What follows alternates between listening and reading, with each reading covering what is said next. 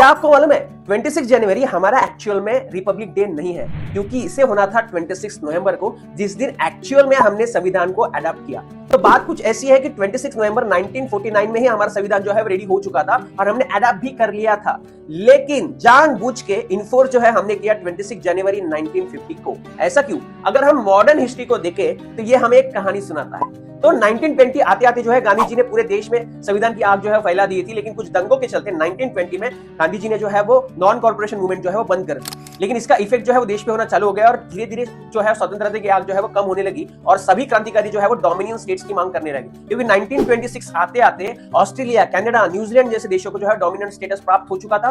वो हमेशा British rule के अंडर ही रहेंगे, लेकिन अपना अपना देश जो है वो चला सकते थे। लेकिन कुछ क्रांतिकारियों ने इसको विरोध किया और इसी के चलते 1929 दिसंबर में इंडियन नेशनल कांग्रेस ने जो है वो लाहौर में एक सेशन बुलाया और उसको लीड कर रहे थे पंडित जवाहरलाल नेहरू, और उन्होंने सभी के सामने एक प्रस्ताव रखा पूर्ण स्वराज का। जी हाँ, इस दिन हमने तय किया कि 26 जनवरी को, यानी कि अगले साल 1930 से 26 जनवरी को हम जो है वो इंडिपेंडेंस डे मनाएंगे। और इसी को पक्का करने के लिए इन्होंने उसी लाहौर सेशन में रावी नदी के किनारे सबसे पहले देश के तिरंगे को भी लहराया।